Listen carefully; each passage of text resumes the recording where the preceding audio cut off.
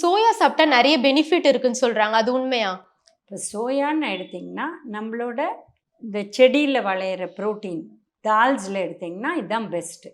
ஏன் பெஸ்ட் அப்படின்னு பார்த்தீங்கன்னா, நம்ம பருப்பு வகைகள்லாம் நம்ம 8 கிராம் புரோட்டீன் எடுத்தால் 6 கிராம் தான் நம்மளுக்கு சேரும், 2 கிராம் உடம்பை விட்டு கீழே போயிடும். ஆனால் சோயா வந்து பயாலாஜிக்கல் வேல்யூ அதுக்கு பெட்டர். ஸோ அது அண்ட் குவான்டிட்டி ஆஃப் புரோட்டீன் கூட அது ஜாஸ்தி. நம்மளோட பருப்பை விட அதில் ஜாஸ்தி இருக்குது குவான்டிட்டி ஆஃப் புரோட்டீன். அதனால் நல்ல புரோட்டீன், அது நல்ல உடம்புல சேரும். இப்போ 8 கிராம் சோயா எடுத்திங்கன்னா உங்களுக்கு 8 கிராமும் உடம்புல சேரும். எப்படி நம்ம பால் தயிரில் இருக்கோ அதே மாதிரி. பட் அதில் மற்ற பிரச்சனை இருக்குது. இதில் நிறைய ஆன்டி நியூட்ரியன்ஸ் இருக்குது. இது வந்து இதில் இருக்கிற அந்த விஷயம் வந்து ஈஸ்ட்ரஜன், அதாவது ஃபீமேல் ஹார்மோன் மாதிரி ஆக்ட் பண்ணுது. ஸோ சோயா பீனாக இருக்கட்டும், சோயா டோஃபு, அது வந்து சோயா பன்னீர், பால் எடுத்து பன்னீர் மாதிரி பண்ணுறாங்க.